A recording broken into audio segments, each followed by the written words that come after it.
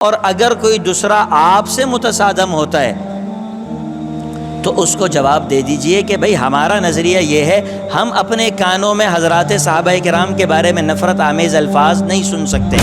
یہ نظریات جس کے ہیں کہ قرآن ناقص ہے، صحابہ غاصب تھے معاذ اللہ، رسول اللہ کے بعد تمام صحابہ مرتد ہو گئے سوائے 2-3 کے، یہ نظریہ رکھنے والا کافر۔ جو صحابہ کو کافر سمجھتا ہے وہ کافر، بقیہ ہم کسی کو کافر نہیں کہہ رہے۔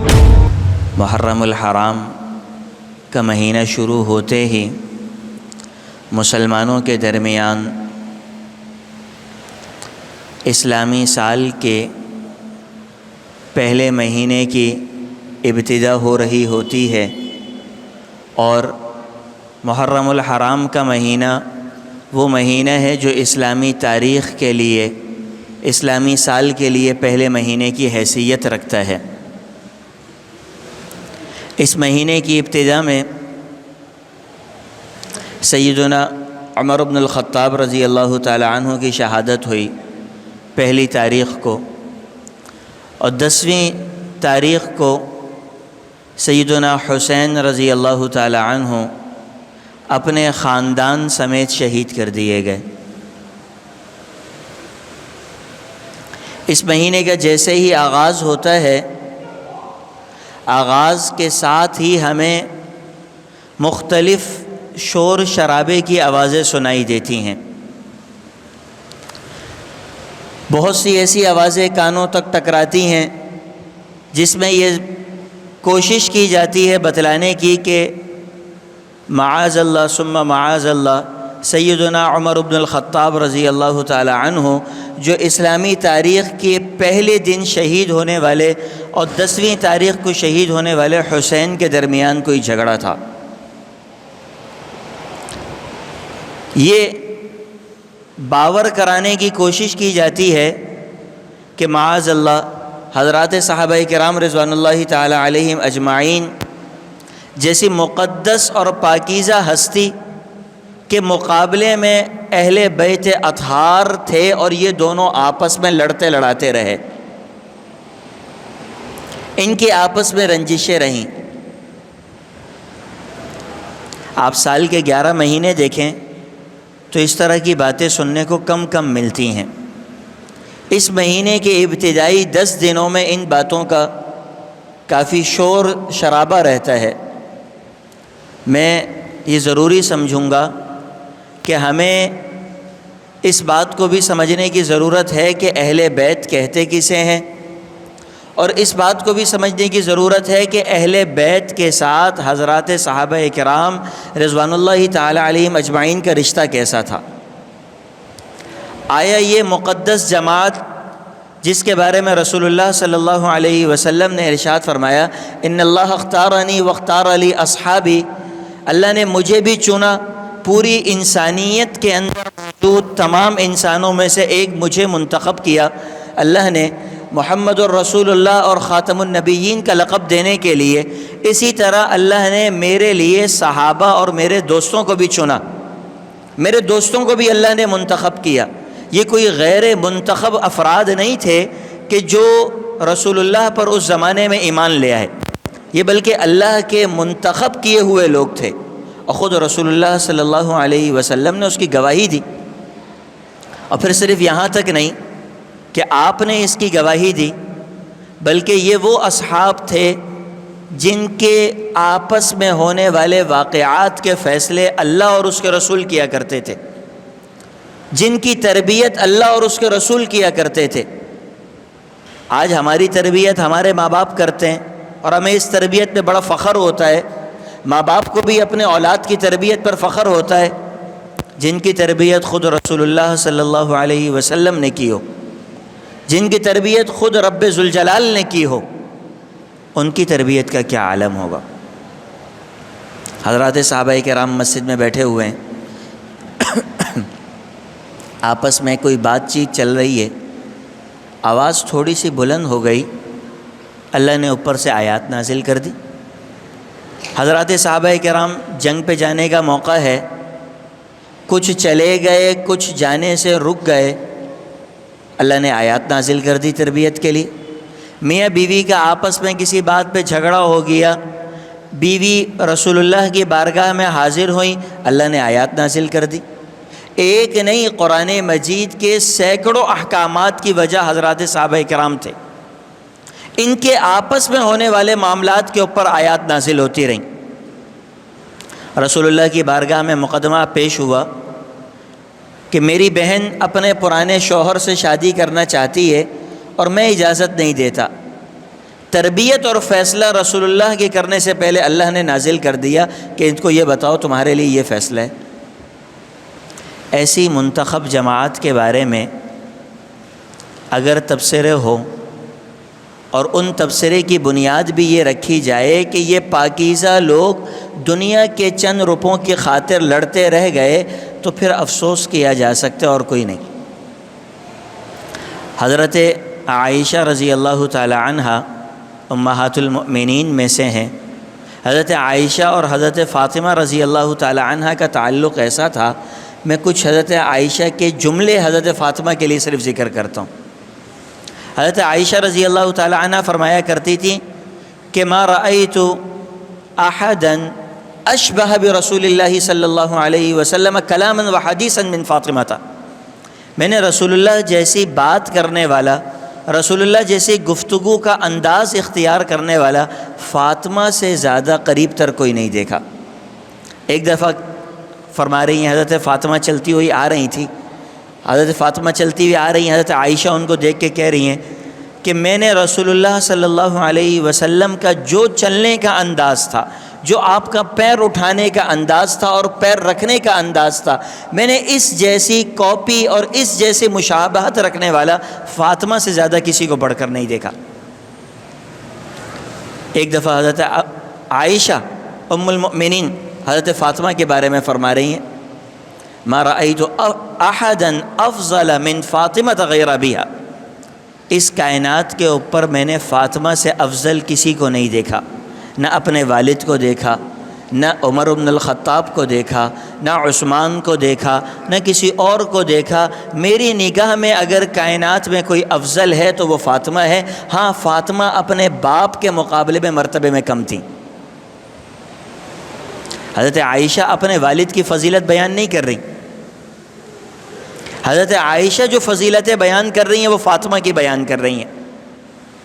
رسول اللہ صلی اللہ علیہ وسلم کی حیات طیبہ کے اندر آخری دنوں میں سیدنا ابوبکر صدیق رضی اللہ تعالی عنہ امامت کراتے رہے، حضرت علی پیچھے مصلی پہ نماز پڑھتے رہے۔ آج ہمیں یہ بتایا جاتا ہے، بلکہ ایک مخصوص طبقے کی طرف سے یہ کوشش کی جاتی ہے کہ جیسے سیدنا ابوبکر صدیق رضی اللہ تعالی عنہ معاذ اللہ کوئی غاصب تھے اور حضرت علی رضی اللہ تعالی عنہ کی خلافت پہ انہوں نے قبضہ کیا ہوا تھا۔ حضرت علی خود رسول اللہ صلی اللہ علیہ وسلم کے حیات طیبہ میں حضرت ابوبکر کی امامت میں نماز پڑھتے رہے، نہ ان کو کوئی اعتراض ہوا۔ امام ابن کثیر رحمۃ اللہ علیہ نے لکھا ہے کہ خلافت کے دوسرے دن حضرت علی رضی اللہ تعالیٰ عنہ نے حضرت ابوبکر کے ہاتھ پہ بیعت کر لی تھی، ان کے درمیان کوئی جھگڑا نہیں تھا۔ حضرت فاطمہ کی وفات کے بعد 6 مہینے کی مدت کے بعد حضرت علی نے دوبارہ بیعت کی۔ اس واقعے کو اٹھا کر شور شرابہ کیا جاتا ہے۔ پھر صرف حضرت ابوبکر اور حضرت علی کا تعلق نہیں، آپ حضرت عمر بن الخطاب رضی اللہ تعالیٰ عنہ کے ساتھ تعلق دیکھیں۔ حضرت عمر رضی اللہ تعالیٰ عنہ اپنے ہر معاملے میں حضرت علی سے مشورہ کرتے۔ ایرانیوں کے خلاف جنگ چل رہی تھی، فارس کے علاقے میں جنگ جاری تھی، ایرانیوں نے اپنی قوت اور طاقت سے حملہ کیا۔ حضرت عمر کا دربار لگا ہوا ہے، مشورہ چل رہا ہے۔ حضرت عثمان سے مشورہ لیا کہ یہ بتاؤ اس وقت ایرانیوں نے جس طاقت سے حملہ کیا ہے، مسلمانوں کی ہمت اور حوصلہ بڑھانے کے لیے عمر اس جہاد کے قریب جا کر پڑاؤ ڈال لے یا نہیں؟ حضرت عثمان نے کہا میری رائے یہ ہے کہ امیر المؤمنین کو چلے جانا چاہیے۔ دیگر صحابہ کرام نے کہا کہ ہماری رائے یہ ہے کہ امیر المؤمنین کو چلے جانا چاہیے۔ حضرت علی رضی اللہ تعالیٰ عنہ خاموش تھے۔ حضرت عمر نے ان سے پوچھا آپ بتائیں آپ کی کیا رائے؟ فرمانے لگے میری رائے یہ ہے کہ آپ کو نہیں جانا چاہیے۔ حضرت عمر رضی اللہ تعالی عنہ نے سب کی رائے کے مقابلے میں حضرت علی کے رائے پہ عمل کیا۔ بیت المقدس فتح ہوا، حضرت ابو عبیدہ نے خط لکھا کہ امیر المؤمنین کو یہاں کے عیسائی بلانا چاہ رہے ہیں، اور عیسائیوں کی خواہش یہ ہے کہ اگر امیر المؤمنین خود آ جائیں تو بغیر لڑائی جھگڑے کے ہم بیت المقدس کے دروازے کھول دیں گے اور مسلمان اس علاقے میں داخل ہو سکتے ہیں۔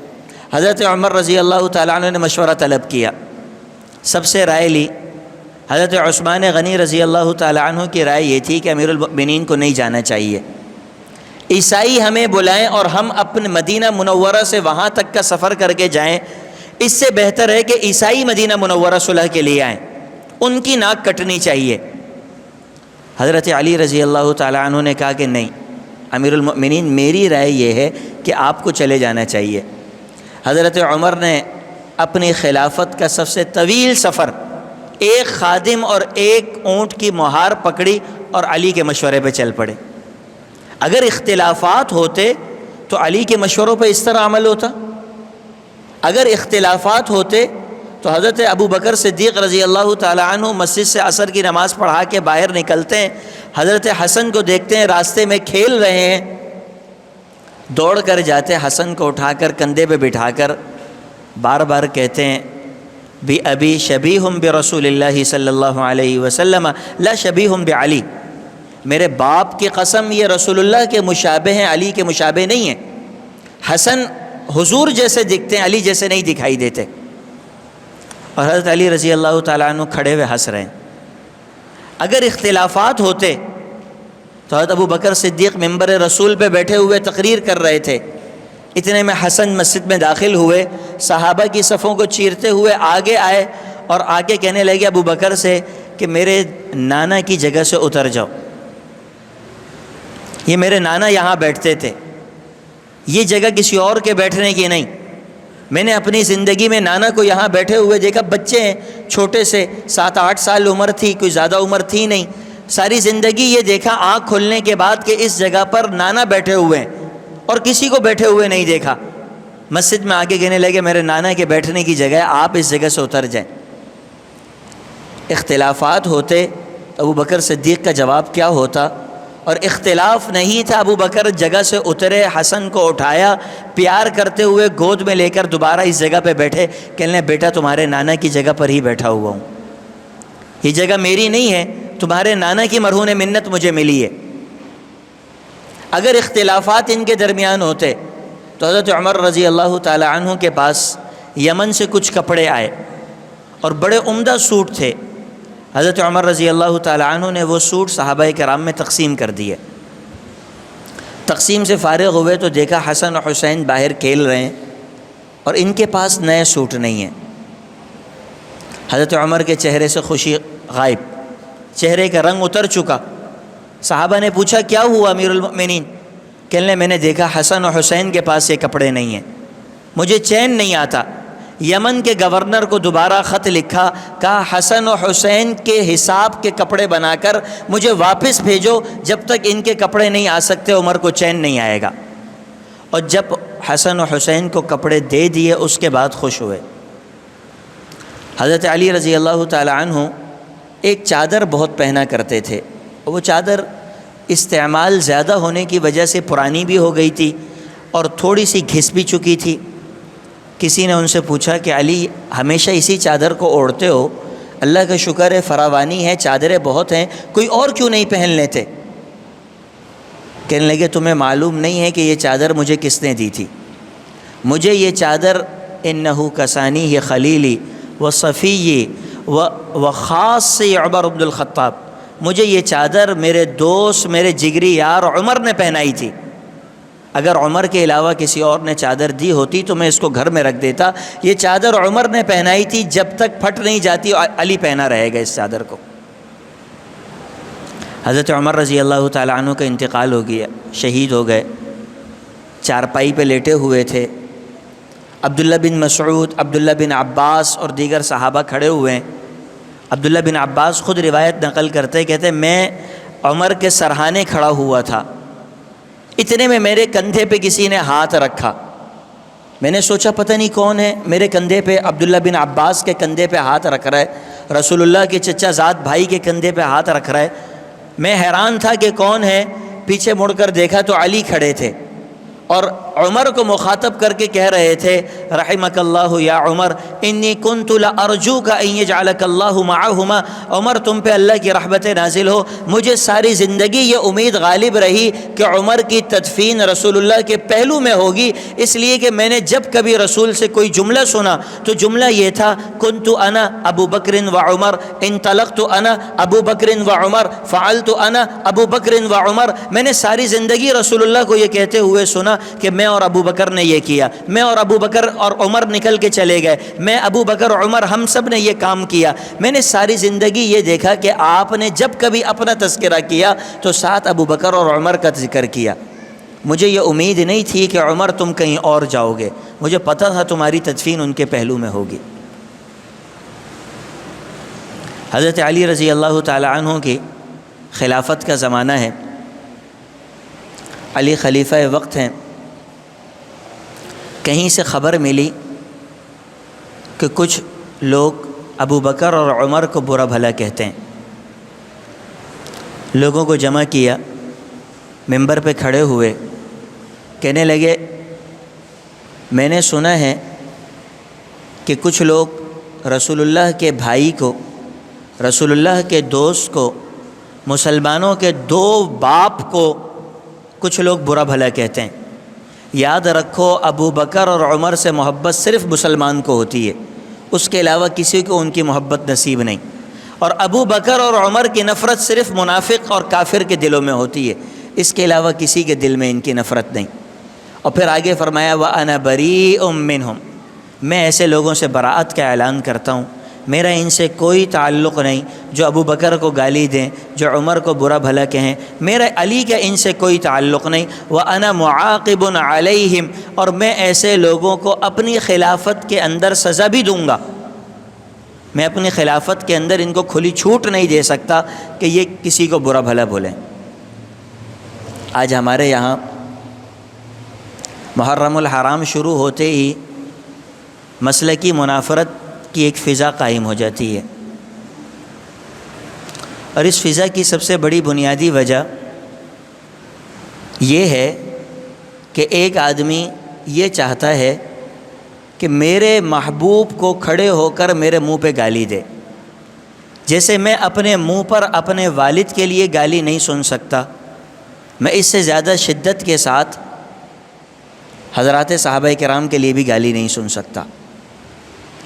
جس طرح میں اپنی والدہ کے لیے گالی نہیں سن سکتا، میں اس طرح کوئی بھی مسلمان کی غیرت یہ گوارا نہیں کر سکتی کہ وہ کھڑے ہو کر حضرت عائشہ کے لیے گالی سننے کو تیار ہو جائے۔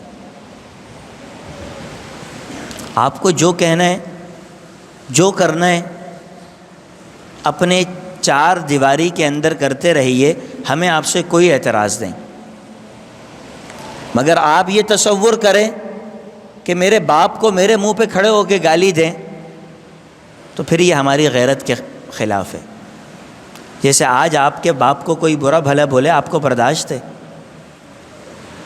اس طرح حضرات صحابہ کرام کو کوئی برا بھلا بولے تو ہماری غیرت کے لیے منافی ہے کہ ہم برداشت کر جائیں۔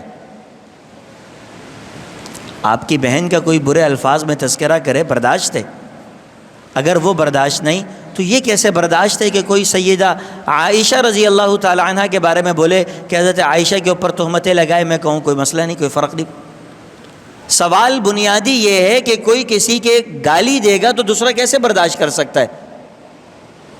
اس منافرت کو ختم کرنے کا حل یہ نہیں ہے کہ حکومت 4 دن کے لیے موبائل کے سگنل بند کر دے، یہ تعصب کو مزید ہوا دینے کی کوشش ہے، یہ نفرتوں کو مزید بڑھانے کی کوشش ہے۔ ہمارے مقدس ایام میں، رمضان المبارک میں، ان بدبختوں کو اتنی توفیق نہیں ہوتی کہ 10 دن کے لوڈ شیڈنگ ختم کر دیں۔ روزے کے اندر لوڈ شیڈنگ ہوتی ہے، محرم الحرام کے اندر پورا ماحول تبدیل دکھتا ہے۔ سال کے 355 دن ہم اذیت اٹھائیں اور ان 10 دنوں کے اندر سندھ حکومت کی کارکردگی ایسی ہوتی ہے جیسے کوئی سندھ حکومت نہیں، کوئی فرانس کی حکومت آ گئی ہے، کھڈے بھی بند ہو رہے ہیں، روڈیں بھی صاف ہو رہی ہیں۔ کیا پہلے انسان زندہ نہیں تھے؟ کیا حسین نے یہ تعلیم دی تھی؟ جو حسین کے نام لیوا ہیں وہ حسین کے راستوں پر بھی چلنے والے نہیں ہیں۔ آپ اندازہ لگائیں، حضرت حسین جو یزید کی حکومت کے اندر باہر نکلے تھے، نکلنے کی سب سے بڑی وجہ یہ تھی کہ مسلمانوں کے مزاج سے موافقت نہیں رکھتی کہ باپ کے بعد بیٹا اس سیٹ پہ بیٹھ جائے۔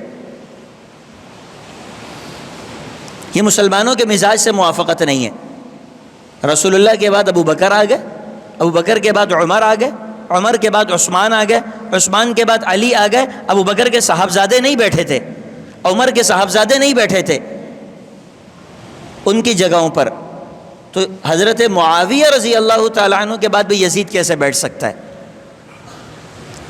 اور آج صورتحال یہ ہے کہ ذوالفقار بھٹو کے بعد بے نظیر آ گئیں، بے نظیر کے بعد بھٹو خاندان باقی نہیں رہ گیا، تو بلاول کے ساتھ بلا وجہ بھٹو لگا کے اس کو بھٹو بنا کے بٹھایا گیا۔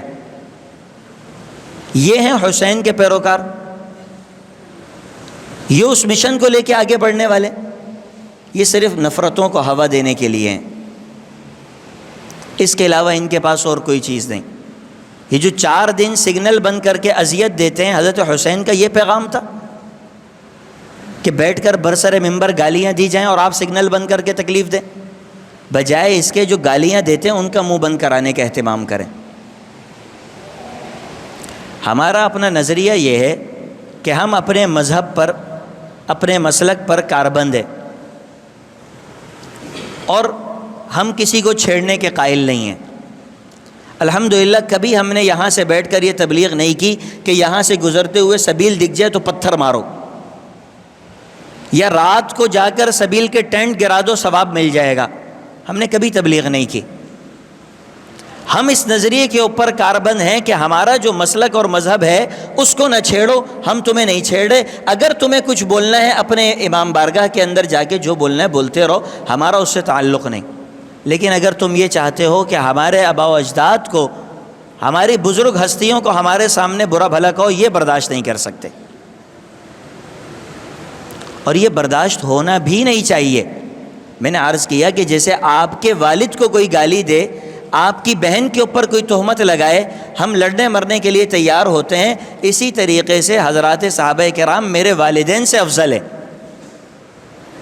میرے ماں باپ ان پہ قربان ہو جائیں وہ اس سے بھی افضل ہے۔ تو یہ کیسے کوئی تصور کر سکتا ہے کہ وہ بھرے مجمع میں گالیاں دے اور ہم چپ چاپ سنتے رہیں؟ بنیادی خرابی یہاں سے آئی ہوئی ہے۔ اگر حکومت بھی امن و امان چاہتی ہے، صحیح معنوں میں ملک میں امن قائم کرنا چاہتی ہے، تو طریقہ کار یہ نہیں کہ ان 10 دنوں کے اندر اہل سنت کو دیوار سے چن دیا جائے۔ بقیہ سال کے 345 دن کیا کریں گے؟ ان 10 دنوں کا ماحول الگ دکھتا ہے، سب کو پہلے سے معلوم ہوتا ہے کہ ان 10 دنوں میں لوڈ شیڈنگ نہیں ہوگی، ان 10 دنوں میں کچرا اٹھتا رہے گا، ان 10 دنوں تو کیا 345 دن حکومت دفن ہو گئی ہے کیا؟ یہ کیوں محسوس کروایا جاتا ہے اس سندھ کے اندر بالخصوص کہ اہل سنت عوام کی کوئی حیثیت، کوئی اہمیت نہیں ہے؟ رمضان المبارک کے آخری عشرے میں بجلی نہیں مل سکتی ہمیں، جبکہ روزے دار ہوتے ہیں سارے، اور ان 10 دنوں کے اندر بجلی کے غائب ہونے کا سوال ہی نہیں پیدا ہوتا۔ یہ بجلی آتی کہاں سے؟ پورے ملک پاکستان کے اندر مہیا ہوتی، اور ہمیں تو افسوس ہوتا ہے اپنے ان بھائیوں پر جو یہ سوالات اٹھانے کے لیے تیار نہیں ہیں،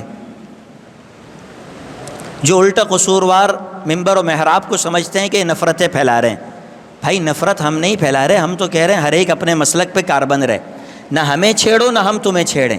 صرف اتنی گزارش ہے کہ ہمارے سامنے ہمارے مقدسات کو برا بھلا نہ بولو، تمہارا جو نظریہ اپنے تک محدود رکھو، ہمارے سامنے ہمارے مقدسات کو برا بھلا نہ بولو۔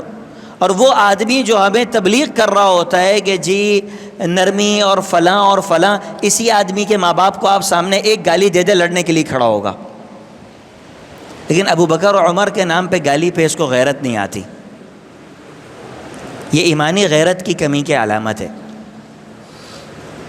تو بنیادی گزارش یہی ہے، میں نے ابتدا میں کچھ واقعات بھی ذکر کیے کہ یہ صرف ان 10 دنوں کے اندر صرف باتوں کی حد تک ہے کہ ابو بکر اور عمر رضی اللہ تعالی عنہما اور اہل بیت کے درمیان کوئی جھگڑا تھا، ایسا ہرگز نہیں ہے۔ ان کے آپس میں خاندانی تعلقات بھی تھے اور بعد میں بھی قائم رہے۔ یہ در حقیقت مسلمانوں کو دین سے متنفر کرنے کے لیے ایک سازش کی گئی۔ آپ کبھی غور کیجئے گا کہ حضرت علی رضی اللہ تعالی عنہ کی کئی ساری اولاد تھیں، آپ نے کبھی حضرت حسین کے دیگر بھائیوں کا نام سنا؟ وہ بھائی جو حضرت علی کی دوسری بیوی سے پیدا ہوئے، کبھی آپ نے ان کا نام سنا؟ کبھی آپ کو پتہ چلا وہ کون تھے؟ اچھا چلے وہ بھائی دوسری بیوی سے پیدا ہوئے، کبھی آپ نے جس طرح حضرت حسین کا تذکرہ سنا، حضرت حسن کا شیعہ حضرات کی زبان سے تذکرہ سنا؟ حضرت حسن کی بھی تو والدہ فاطمہ ہے، حضرت حسن کے والد بھی تو علی ہیں، ان کے تذکرے نہیں سنائی دیتے، ان کے تذکروں کے اوپر سکوت طاری رہتا ہے۔ ان سے پوچھیں کہ حضرت علی کے دیگر اولاد کا نام بتاؤ، حضرت علی کی بیٹیوں کی کہاں شادیاں ہوئی تھیں وہ بتاؤ۔ اگر اختلافات تھے، لڑائی جھگڑے تھے تو یہ دیگر افراد کے نام بتاؤ، ان کا کیوں نہیں تذکرہ کرتے؟ خاندان علی میں وہ بھی تو مظلوم تھے، ان کا کیوں نہیں ذکر کرتے؟ وہ سارے افراد کا تذکرہ نہیں ہوتا۔ اس لیے پہلی بنیادی بات یہ سمجھ لیں، صرف 2 باتیں عرض کر کے بات ختم کروں گا۔ پہلی بات تو یہ کہ حضرات صحابہ کرام رضوان اللہ تعالی علیہم اجمعین اور اہل بیت کے درمیان کوئی اختلاف نہیں تھا، یہ اختلاف بعد میں پیدا کیا گیا۔ اس اختلاف سے کچھ لوگوں کی روزی روٹی وابستہ ہے، اسی لیے وہ اس اختلافات کے اندر ہر سال کوئی نیا نمک مرچ ڈال کر اضافہ کر دیا جاتا ہے۔ پہلی بات تو یہ کہ ان کا آپس میں کوئی اختلاف نہیں تھا۔ دوسری بات یہ کہ ہمارا نظریہ اور مزاج یہ ہے کہ اپنے مذہب پر کاربند رہیے، دوسرے کو نہ چھیڑیے، اور اگر کوئی دوسرا آپ سے متصادم ہوتا ہے تو اس کو جواب دے دیجئے کہ بھئی ہمارا نظریہ یہ ہے، ہم اپنے کانوں میں حضرات صحابہ کرام کے بارے میں نفرت آمیز الفاظ نہیں سن سکتے۔ اتنی غیرت ایمانی پیدا کیجئے۔ ہم سے سوال ہوتا ہے شیعہ کافر، ہم کبھی یہ جواب نہیں دیتے کہ کافر یا غیر کافر، ہم یہ کہتے ہیں کہ حضرات صحابہ کرام کو گالی دینے والا کافر، چاہے وہ شیعہ ہو، دیوبندی ہو، وہابی ہو، بریلوی ہو، اہل حدیث ہو، کوئی بھی ہو وہ کافر ہے، کوئی اس پہ ہمیں دو رائے نہیں ہے۔ قرآن کو ناقص سمجھنے والا کافر، وہ کوئی بھی ہو کافر ہے۔ امہات المؤمنین کو معاذ اللہ بدکار سمجھنے والا کافر۔ ہم یہ نہیں کہتے شیعہ کافر، ہم تو صرف نظریات بتا رہے ہیں۔ یہ نظریات جس میں پائے جائیں وہ غلط ہے، وہ چاہے کوئی بھی ہو۔ اگر کسی میں بیماری ہے تو اس کو بیماری کا علاج کرنا چاہیے، نہ کہ ڈاکٹر کے اوپر تلوار اٹھا کے کھڑا ہو جائے۔ یہ نظریات جس کے ہیں کہ قرآن ناقص ہے، صحابہ غاصب تھے معاذ اللہ، رسول اللہ کے بعد تمام صحابہ مرتد ہو گئے سوائے 2-3 کے، یہ نظریہ رکھنے والا کافر۔ جو صحابہ کو کافر سمجھتا ہے وہ کافر، بقیہ ہم کسی کو کافر نہیں کہہ رہے، ہم کسی کو کافر نہیں کہہ رہے۔ جس کے یہ نظریات ہیں وہ غلط ہے، وہ غلط راستے پہ ہے، وہ چاہے کسی بھی طبقے سے اپنے آپ کو وابستہ کرے، اس سے ہمیں غرض نہیں، وہ چاہے اپنے آپ کو دیوبندی کہے۔ اگر نظریہ یہ کہ صحابہ معاذ اللہ مرتد ہو گئے تھے تو یہ بھی پہلے مرتد ہے، بالکل واضح بات ہے۔ ہمارا یہ نظریہ، یہ بنیاد ہے۔ اللہ رب العزت سمجھنے کی بھی توفیق عطا فرمائے اور عمل کرنے کی بھی توفیق عطا فرمائے۔